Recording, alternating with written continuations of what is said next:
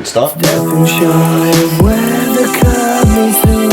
We hadn't released a record since 2017, and the reason for that, number one, it'll become more evident in the years to come because we have more plans, but also because we felt like we'd hit the nail on the head with Auslander, and then how do you follow that up and not repeat yourself and just be boring? So it took a long time to decide what we wanted to do.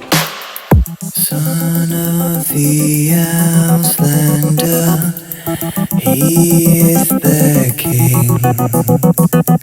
This album for me is very much a departure in that it's almost originally conceived as a play that we've turned into an album.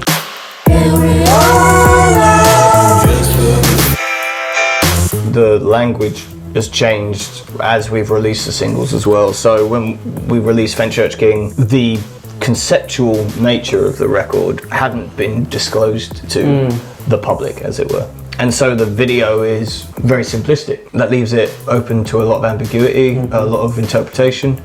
And then as each single has come out, more details of the story and the characters and the setting have come to the forefront. So especially when you get to sort of Terror Incognita or For Britannia, by that point the setting is very literal. It's no longer abstract. Through the release of these singles, the audience is like honing in on the characters and they're becoming more fleshed out and on the environments. Pale gives way to blue membrane.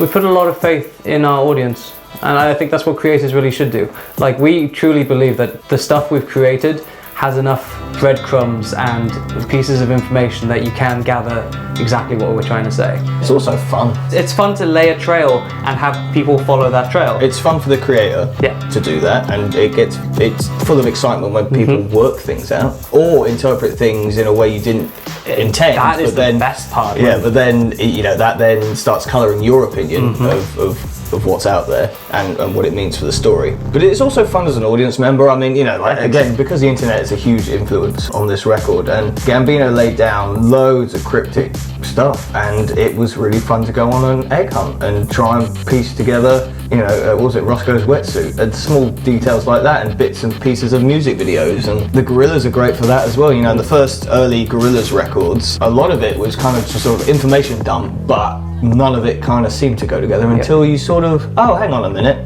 And then as the lore unravels and becomes clearer, it's very exciting to see what you got right, what you got wrong, how it can be interpreted, and you sort of fall in love with the characters and the setting and the world that they're creating. Either you fall in love with or you loathe it in the best way possible. And that's exciting on both fronts. It's exciting for the creator and it's exciting for audience members, and we're audience members of other people's work. So, and whenever we can dive into an artist and then figure out what they're doing, that's some of our favorite things. So that's why we do it ourselves, because we know how much we like it, and we trust and hope that you do too. Oh well, we never did read.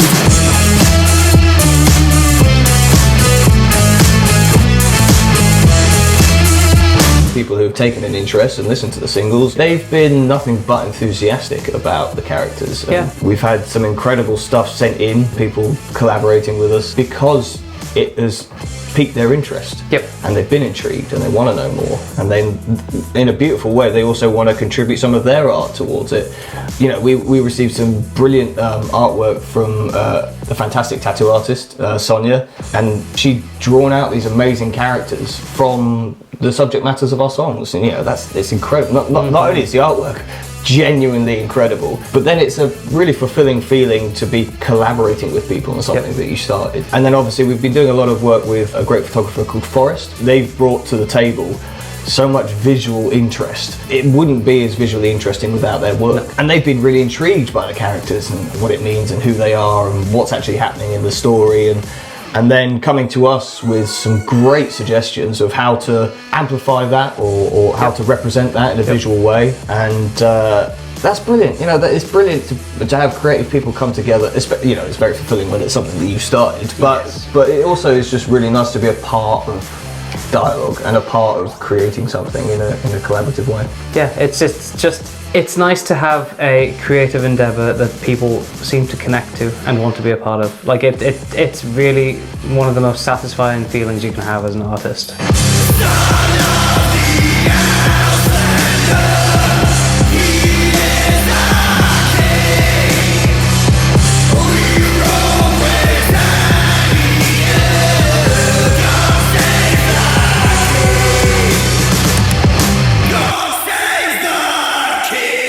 It's one of those where the influences are driven from all media we've kind of watched and ingested.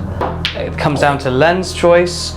For the beginning of it, I was choosing lenses that were a lot grainier because I wanted it to feel more gritty, more realistic, and then towards the end of it I was choosing lenses that were a lot more clinical and clean. Those lens choices are dictated by movies I'd watched. Dune, like I'm using the same lenses they used on Dune 2 and Dune 1. It's driven from a whole bunch of different parts of media. Very obviously there's a lot of Peaky Blinders influence, not in just wardrobe and the character, but also, I mean, that show's heavily influenced by music as well. You can tell, especially in the edit.